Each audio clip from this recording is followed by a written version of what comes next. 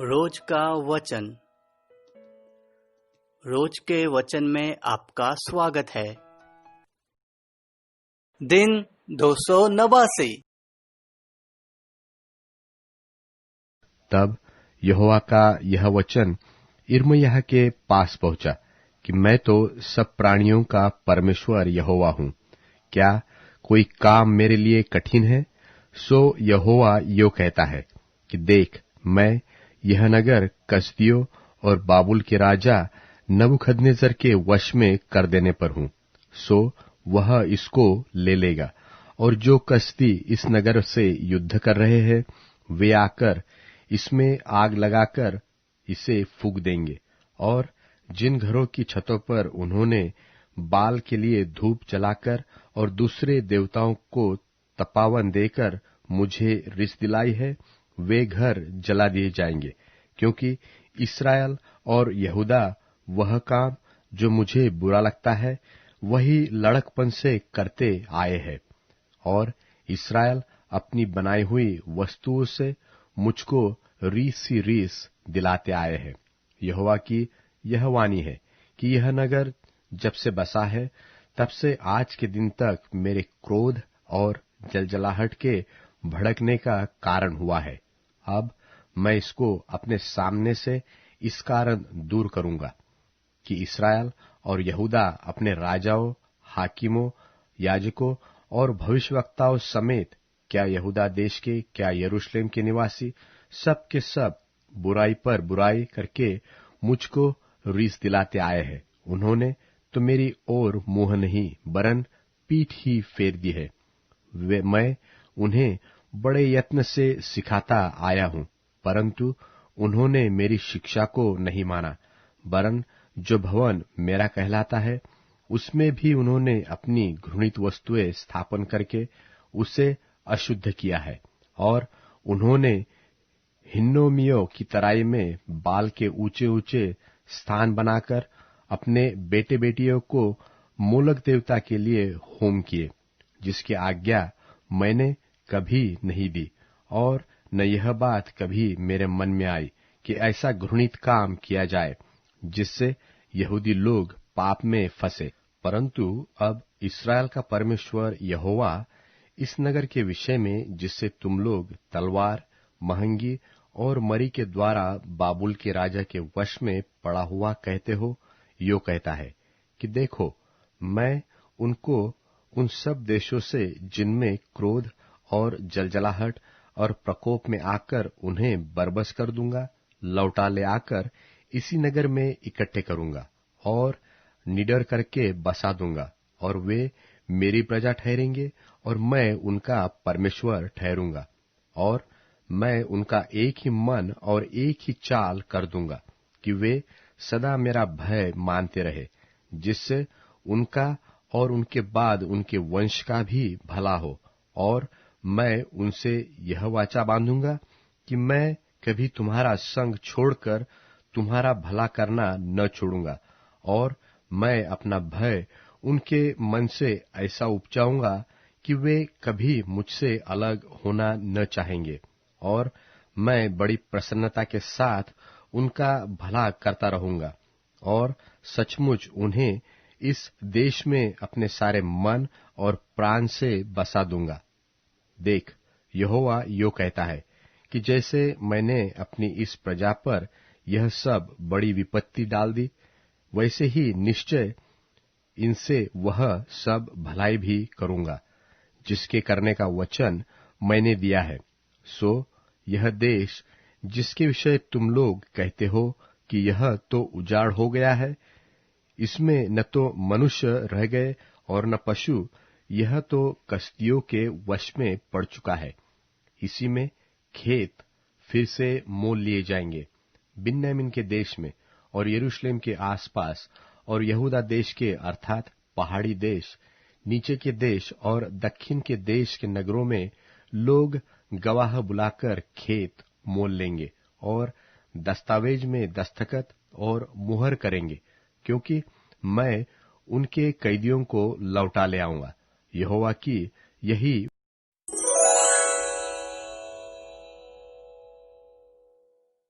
इर्मयाह भविष्यवक्ता की पुस्तक अध्याय 33। इर्मयाह भविष्यवक्ता की पुस्तक अध्याय 33। जिस समय इर्मयाह पहरे के आंगन में बंद था, उस समय यहोवा का वचन दूसरी बार उसके पास पहुंचा कि यहोवा जो पूरी करने वाला है, यहोवा जो उसके स्थिर होने की तैयारी करता है, उसका नाम यहोवा है।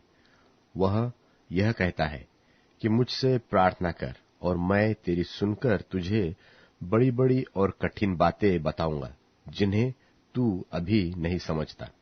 क्योंकि इस्राएल का परमेश्वर यहोवा इस नगर के घरों और यहूदा के राजाओं के भवनों के विषय, जो इसलिए गिराए जाते हैं कि दमदमों और तलवार के साथ सुभिता से लड़ सके, यो कहता है, कसदियों से युद्ध करने को वे लोग आते तो है, परंतु मैं क्रोध और जलजलाहट में आकर उनको मरवाऊंगा और उनकी लोथें उसी स्थान में भर दूंगा। क्योंकि उनकी दुष्टता के कारण मैंने इस नगर से मुंह फेर लिया है। देख, मैं इस नगर का इलाज करके इसके वासियों को चंगा करूंगा और उन पर पूरी शांति और सच्चाई प्रकट करूंगा, और मैं यहूदा और इस्राएल के बंधुओं को लौटा ले आऊंगा और उन्हें पहले की नाई बनाऊंगा, और मैं उनको उनके सारे अधर्म और पाप के काम से जो उन्होंने मेरे विरुद्ध किए हैं शुद्ध करूंगा, और उन्होंने जितने अधर्म और पाप और अपराध के काम मेरे विरुद्ध किए हैं उन सबको मैं क्षमा करूंगा।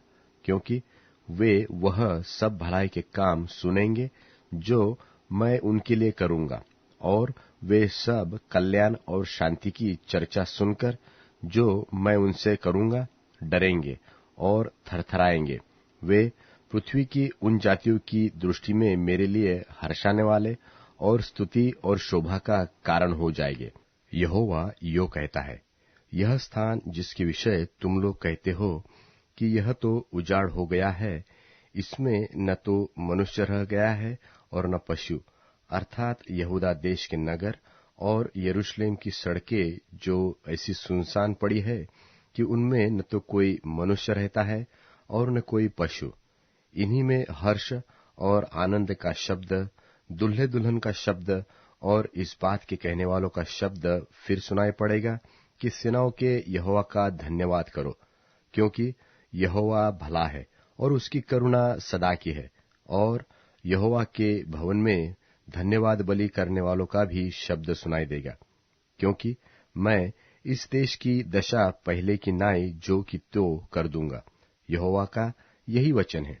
सेनाओं का यहोवा कहता है, सब गांव समेत यह स्थान जो ऐसा उजाड़ है कि इसमें न तो मनुष्य रह गया है और न पशु, इन्हीं में भेड़ बकरियां बैठाने वाले चरवाहे फिर बसेंगे।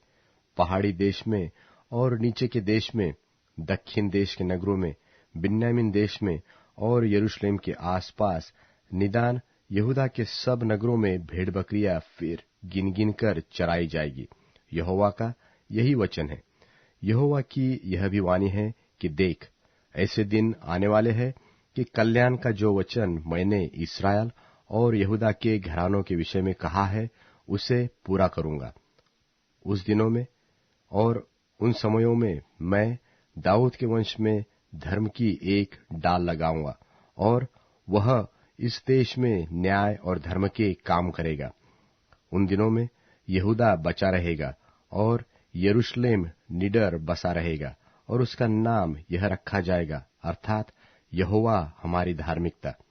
यहोवा यो कहता है, दाऊद के कुल में इस्राएल के घराने की गद्दी पर विराजने वाले सदैव बने रहेंगे, और लेवीय याजकों के कुलों में प्रतिदिन मेरे लिए होम बलि चढ़ाने वाले, अन्न बलि जलाने वाले और मेल बलि चढ़ाने वाले सदैव बने रहेंगे। फिर यहोवा का यह वचन इर्मयाह के पास पहुंचा। यहोवा यो कहता है, मैंने दिन और रात के विषय में जो वाचा बांधी है, जब तुम उसको ऐसा तोड़ सको कि दिन और रात अपने अपने समय में न हो, तब ही जो वाचा मैंने अपने दास दाऊद के संग बांधी है टूट सकेगी, कि तेरे वंश की गद्दी पर विराजने वाले सदैव बने रहेंगे, और मेरी वाचा मेरी सेवा टहल करने वाले लेवीय याजकों के संग बंधी रहेंगी। जैसा आकाश की सेना की गिनती और समुद्र के बालू के किनकों का परिणाम नहीं हो सकता है, उसी प्रकार मैं अपने दास दाऊद के वंश और उसके सेवक लेवियों को बढ़ाकर अनगिनत कर दूंगा। यहोवा का यह वचन यिर्मयाह के पास पहुंचा। क्या तूने नहीं देखा कि ये लोग क्या कहते हैं, कि जो दो कुल यहोवा ने चुन लिए थे, उन दोनों से उसने अब हाथ उठाया है, यह कहकर कि ये मेरी प्रजा को तुच्छ जानते हैं, और कि यह जाति उनकी दृष्टि में गिर गई है। यहोवा यो कहता है कि यदि दिन और रात के विषय मेरी वाचा अटल न रहे, और यदि आकाश और पृथ्वी के नियम मेरे ठहराए हुए न रह गए, तब ही मैं याकूब के वंश से हाथ उठाऊंगा और इब्राहिम, इसहाक और याकूब के वंश पर प्रभुता करने के लिए अपने दास दाऊद के वंश में से किसी को फिर न ठहराऊंगा, परंतु इसके विपरीत मैं उन पर दया करके उनको बंधुआई से लौटा लाऊंगा।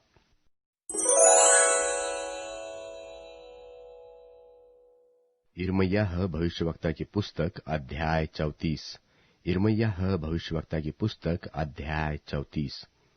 जब बाबुल का राजा नबूखदनेस्सर अपनी सारी सेना समेत और पृथ्वी के जितने राज्य उसके वश में थे, उन सबों के लोगों समेत भी यरूशलेम और उसके सब गांवों से लड़ रहा था, तब यहोवा का यह वचन यिर्मयाह के पास पहुंचा कि इस्राएल का परमेश्वर यहोवा यो कहता है कि जाकर यहूदा के राजा सिदकिय्याह से कह कि यहोवा यो कहता है कि देख, मैं इस नगर को बाबुल के राजा के वश में कर देने पर हूं, और वह इसे फूंकवा देगा, और तू उसके हाथ से न बच निकलेगा।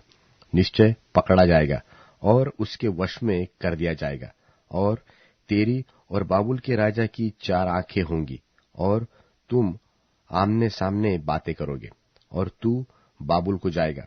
तो भी हे यहूदा के राजा सिदकिय्याह, यहोवा का यह भी वचन सुन, जिसे यहोवा तेरे विषय में कहता है कि तू तलवार से मारा न जाएगा, तू शांति के साथ मरेगा। और जैसा तेरे पितरों के लिए अर्थात जो तुझसे पहले राजा थे, उनके लिए सुगंध द्रव्य जलाया गया, वैसा ही तेरे लिए भी जलाया जाएगा। और लोग यह कहकर कि हाय मेरे प्रभु, तेरे लिए छाती पीटेंगे। यहोवा की यही वाणी है। ये सब वचन यिर्मयाह भविष्यवक्ता ने यहूदा के राजा सिदकिय्याह से यरूशलेम में उस समय कहे, जब बाबुल के राजा की सेना यरूशलेम से और यहूदा के जितने नगर बच गए थे उनसे अर्थात लाकीश और अजेका से लड़ रहे थी, क्योंकि यहूदा के जो गढ़वाले नगर थे उनमें से केवल वे ही रह गए थे। यहोवा का वह वचन यिर्मयाह के पास उस समय आया जब सिदकिय्याह राजा ने सारी प्रजा से जो यरूशलेम में थी यह वाचा बांधी थी कि दासों के स्वाधीन होने का प्रचार किया जाए, कि सब लोग अपने अपने दास दासी को जो इब्री व इब्रानी हो स्वाधीन करके जाने दे, और कोई अपने यहूदी भाई से फिर अपनी सेवा न कराए। तब तो सब हाकिमों और सारी प्रजा ने यह प्रण किया कि हम अपने अपने दास दासियों को स्वतंत्र कर देंगे और फिर उनसे अपनी सेवा न कराएंगे। सो उस प्रण के अनुसार उनको स्वतंत्र कर दिया गया, परंतु इसके बाद वे फिर गए और जिन दास दासियों को उन्होंने स्वतंत्र करके जाने दिया था उनको फिर अपने वश में लाकर दास और दासी बना लिया।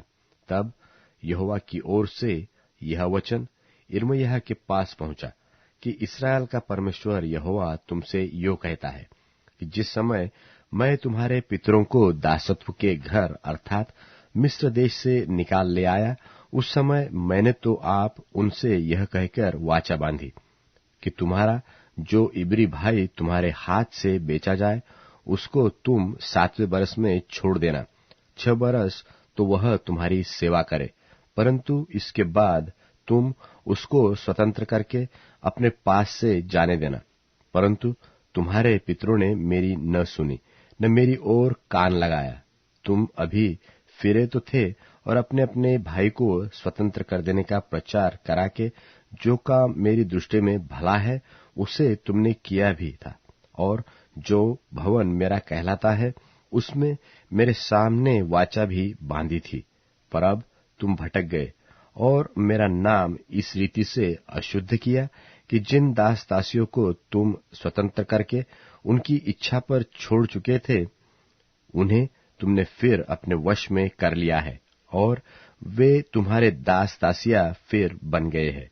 इस कारण यहोवा यो कहता है कि तुमने जो मेरी आज्ञा के अनुसार अपने अपने भाई के स्वतंत्र होने का प्रचार नहीं किया, सो यहोवा का यह वचन है कि सुनो, मैं तुम्हारे इस प्रकार से स्वतंत्र होने का प्रचार करता तो हूं कि तुम तलवार, मरी और महंगी में पड़ोगे, और मैं ऐसा करूंगा कि तुम पृथ्वी के राज्य राज्य में मारे मारे फिरोगे। और जो लोग मेरी वाचा का उल्लंघन करते हैं और जो प्रण उन्होंने मेरे सामने और बछड़े को दो भाग करके उसके भागों के बीच होकर किया, परंतु उसे पूरा न किया, अर्थात यहूदा देश और यरूशलेम नगर के हाकिम, खोजे, याजक और साधारण लोग जो बछड़े के भागों के बीच होकर गए थे, उनको मैं उनके शत्रुओं अर्थात उनके प्राण के खोजियों के वश में कर दूंगा, और उनकी लोथ आकाश के पक्षियों और मैदान के पशुओं का आहार हो जाएगी। और मैं यहूदा के राजा सिदकिय्याह और उसके हाकिमों को उनके शत्रुओं और उनके प्राण के खोजियों अर्थात बाबुल के राजा की सेना के वश में जो तुम्हारे सामने से चली गई है कर दूंगा। यहोवा का यह वचन है कि देखो, मैं उनको आज्ञा देकर इस नगर के पास लौटा ले आऊंगा, और वे इसे लड़कर ले लेंगे और फूंक देंगे, और यहूदा के नगरों को मैं ऐसा उजाड़ दूंगा कि कोई उनमें न रहेगा।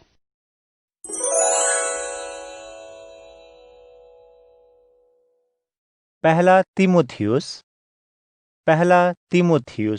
अध्याय 1। पौलुस की ओर से, जो हमारे मुक्तिदाता परमेश्वर और हमारी आशा मसीह यीशु की आज्ञा से मसीह यीशु का प्रेरित है, तीमुथियुस के नाम, जो विश्वास में मेरा सच्चा बेटा है, पिता परमेश्वर और हमारे प्रभु मसीह यीशु की ओर से तुम्हें असीम कृपा, दया और शांति मिलती रहे। मैंने मकिदुनिया जाते समय तुम्हें समझाया था कि इफिसुस में रहकर कुछ लोगों को आज्ञा दो कि वे दूसरी कोई शिक्षा न सिखाएं, उन ऐसी झूठी कहानियों और अनगिनत वंशावलियों पर अपना ध्यान न लगाएं जिनसे झगड़े होते हैं, जो परमेश्वर की उस योजना के अनुसार नहीं है जो विश्वास से संबंध रखती है। आज्ञा का मकसद ये है कि शुद्ध मन, अच्छे विवेक और कपट रहित विश्वास से प्रेम उत्पन्न हो। इनको छोड़कर कई लोग फिरकर बेकार की बातों में भटक गए हैं। वे धार्मिक शिक्षक तो बनना चाहते हैं, परंतु जो बातें कहते और जिन पर जोर डालकर बोलते हैं उनको समझते भी नहीं। लेकिन हम जानते हैं कि यदि कोई नियम शास्त्र को सही तरीके से काम में लाए तो यह भला है। ये जानकर कि नियम शास्त्र विश्वासी के लिए नहीं, परंतु अधर्मियों, मनमाना आचरण करने वालों, भक्तिहीनों, पापियों, अपवित्र और अशुद्ध लोगों, माँ बाप की हत्या करने वालों, हत्यारों, व्यभिचारियों, पुरुषगामियों, मनुष्य के बेचने वालों, झूठों और झूठी शपथ खाने वालों और इनको छोड़ खरे संदेश के सब विरोधियों के लिए ठहराया गया है। यही धन्यवाद के योग्य परमेश्वर की महिमा के उस सुसमाचार के अनुसार है जो मुझे सुपुर्द किया गया है। मैं अपने प्रभु यीशु मसीह का, जिन्होंने मुझे योग्यता दी है, धन्यवाद करता हूँ कि उन्होंने मुझे भरोसेमंद समझकर अपनी सेवा के लिए ठहराया। मैं तो पहले निंदा करने वाला, सताने वाला और अन्याय करने वाला था, तो भी मुझ पर दया हुई, क्योंकि मैंने मात्र धार्मिक जोश में बिना समझे बूझे अज्ञानता के साथ ये काम किए थे। और हमारे महान प्रभु की कृपा उस विश्वास और प्रेम के साथ जो मसीह यीशु में है मुझ पर बहुतायत से हुई। यह बात सच और हर प्रकार से स्वीकार करने योग्य है कि मसीह यीशु पापियों को मुक्ति देने के लिए दुनिया में आए, जिनमें सबसे बड़ा मैं हूं। परंतु मुझ पर इसलिए दया हुई कि मुझ सबसे बड़े पापी में यीशु मसीह अपनी पूरी सहनशीलता दिखाएं, ताकि जो लोग उन पर अनंत जीवन के लिए विश्वास करेंगे, उनके लिए मैं एक नमूना बनूं। अब सनातन राजा अर्थात अविनाशी, अनदेखे और बुद्धिमान परमेश्वर का आदर और महिमा आने वाले सभी युगों तक होता रहे, ऐसा ही हो। हे बेटे तीमुथियुस, उन भविष्यवाणियों के अनुसार जो पहले तुम्हारे विषय में की गई थी, तुम्हारे लिए मेरा यह आदेश है कि तुम उनके अनुसार अच्छी लड़ाई को लड़ते रहो और विश्वास और उस अच्छे विवेक को संभाल कर रखो, जिसे दूर करने की वजह से कितनों का विश्वास रूपी जहाज डूब गया। उन्हीं में से हिमुनयुस और सिकंदर हैं, जिन्हें मैंने शैतान के सुपुर्द कर दिया है कि उन्हें परमेश्वर की निंदा न करने का पाठ सिखाया जाए।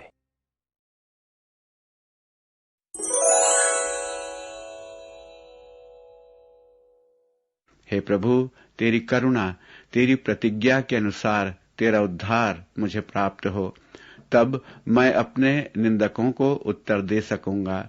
मैं तेरे वचन पर भरोसा करता हूं।